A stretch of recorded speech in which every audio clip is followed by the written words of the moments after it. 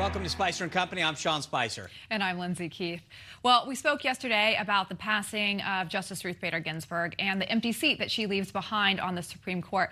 And Sean, the president is very eager to fill this seat. At a campaign rally in North Carolina over the weekend, he promised to fill the vacancy as quickly as possible. And the crowd seemed to love it.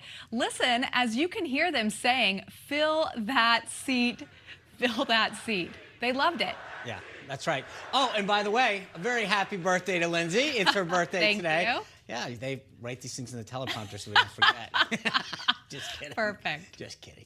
Anyway, back to the court now. The president did speak about his moral duty to nominate a new justice. So now that he's going to be making an announcement about his nominee soon, and word out of the White House, actually word out of him via Twitter, is he's going to do it on Saturday. Let's break down how this process actually works once he makes the nomination. Joining us now is former law clerk to Justice Gorsuch and founder of the Article 3 Project, Mike Davis. Mike, welcome to the show. Thank you for having me. Man, people like you, this is what you live for, right? I mean, you go, okay, I need a justice to get appointed, and then I'm in action, right? Yeah, this is our Super Bowl for nerds. Great.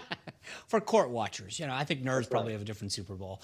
Anyway, Mike, the president makes his announcement Saturday. Walk me through where it goes from them in terms of what does the Senate do and how does it do it? Well, there are no set rules for Supreme Court nominations. It is really determined on a nominee-by-nominee basis, unlike the traditions and norms that we have for the lower courts, like the courts of appeals and district courts. So there have been times where we've had nominations and confirmations of Supreme Court justices on the same day, and then other times where it's taken up to 80 days to get someone confirmed. There is not 80 days here. So the president is going to nominate someone. It goes to the Senate Judiciary Committee. Chairman Lindsey Graham, the all-star chairman from South Carolina, has promised to move forward with this nomination expeditiously. They will have a hearing. They will vote the nominee to the floor, and the Senate, under Senator Mitch McConnell's leadership, will confirm this nominee this year. So President Trump... Mike, okay, got it. But give me a timeline. So the president nominates one of these women Saturday, or he says he's going to do it. Then they obviously file the appropriate paperwork. It goes to the Senate. McConnell gets it, refers it to Lindsey Graham's committee. But walk me through, do you guys have to vet the nominee in terms of their background or their criminal record? Do you gather the information? I mean, what's going on behind the scenes before we sit in front of that dais and testify? Yeah, so fortunately, the two potential Supreme Court nominees that we're hearing right now, Judge Amy Coney Barrett and Judge Barbara Lagoa, were recently vetted, recently went through the FBI check, recently confirmed to the 7th Circuit and 11th Circuit, respectively, along with Judge Allison Jones Rushing from the 4th Circuit in North Carolina. They've all been confirmed within the last 3 years. So it will be an easy vet. They don't have a lengthy paper trail. They were just confirmed. They'll have questionnaires sent to them as they've done with prior nominees. They'll have the FBI vet them. They could easily get this done. They can easily have a hearing and get this nominee confirmed before the election. This is not a case where we have to go through 7 million pages of documents like we had to do with the Kavanaugh fight when I was working for Chairman Grassley. This is going to be, from a process perspective, this is a very easy lift. Okay, so then it becomes a game of math, right? You need to get to 50 plus 1 to get this person confirmed, right? And I think by all measures, right, this is going to be a tight squeeze through. I don't think you're going to see any Democrats cross over. Even with Kavanaugh, you had Joe Manchin of West Virginia vote for him. So right now, today, Mitt Romney, Susan Collins of Maine, Lisa Murkowski of Alaska both already said that they'd probably vote no. All eyes were on Mitt Romney. He put out a tweet today, or statement rather, via tweet that says, "I intend to follow the Constitution and precedent in considering the president's nominee. If the nominee reaches the Senate floor, I intend to vote based on their qualifications." Now, assuming that it's one of the women that was aforementioned, it seems like since he probably already voted yes, it would equally be a yes. Does that make you sleep better tonight knowing that you think you have 50? Or are there any wild cards that you're worried about? I am fully confident that the Senate is going to confirm President Trump's nominee, and we're going to change the 5-4 John Roberts court to the 6-3 Clarence Thomas court. And this is a huge, huge monumental victory for President Trump. And in 2016, he promised that he would transform the federal judiciary, and he has delivered on that promise. So you're not worried about your old boss, Chuck Grassley, or anyone else? You think that we're going to hold the line on the rest of the Republican members? I am not concerned at all. This next nominee will get confirmed with 51 votes. But and I think that the point that you just made, Mike, cannot be overstated or understated, rather. My apologies. This changes the court for a generation in a way that conservatives have gone to sleep and dreamed of for decades. Is that correct? Yeah, I mean, we have not had a true conservative majority on the Supreme Court since the FDR era, when he threatened to pack the Supreme Court and then they loaded it up with liberals. But this is truly a transformational moment for President Trump and for the country. Go ahead. I'm sorry. No, I'm sorry. You mentioned the timeline a moment ago.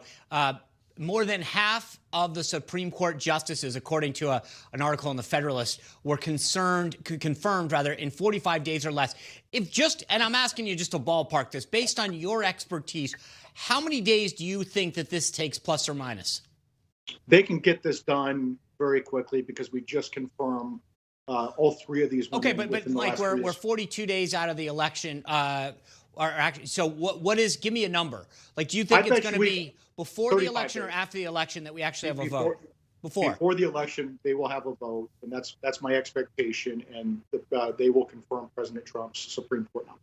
So, it's interesting to me. We were watching over the weekend the words of Democrats get played back to Democrats who wanted, when it was Merrick Garland who said, we got to have the court 9 justices, you got to do this in an election year. And then Republicans were having their words played back for them, where they were saying you can't vote on a nominee during an election year. Lindsey Graham, we played the clip yesterday, was sort of the most epic, where he said, if I do this in an election year, have my words come back, use them against me. He sent out a letter today to his colleagues that said, after the treatment of Justice Kavanaugh, I now have a different view of the judicial confirmation process. I think, therefore, it is important that we proceed expeditiously.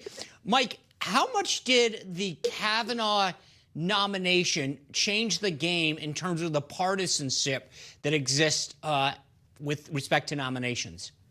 It very much changed the game because it showed every Republican, really every American, that the Democrats will sink to the lowest depths in order to try to stop a Republican Supreme Court nominee. They accused Justice Kavanaugh, who had gone through 6 full-field background investigations by the FBI, had a stellar career, no issues. They accused him of serial gang rape, including Michael Avenatti and his lying client, Julie Swetnick. So I think that, once you accuse a Supreme Court nominee of serial gang rape, all norms are out the window.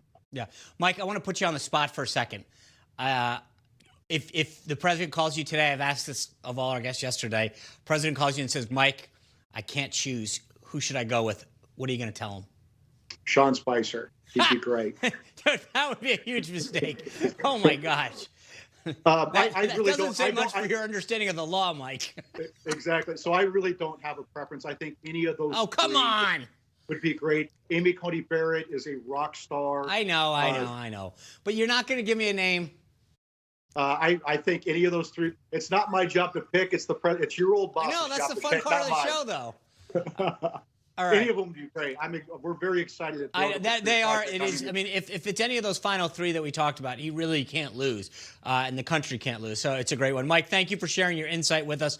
We'll probably have you back again. We'd love to check in with you as this process moves along and get some insight into that. Thank you, Sean. Appreciate it. You bet. All right. We're going to bring in our company next to discuss why Joe Biden won't be releasing a list of Supreme Court nominees of his own. Then we're going to talk to Dick Morris about what Trump's campaign messaging should focus on now that this vacant seat has opened up. And later, our special series, The Religious Vote, is continuing. We're going to talk about how Mormons could be the swing vote in some of these key swing states, and an in-depth discussion about how Trump is planning to win over Jewish voters. Stay tuned.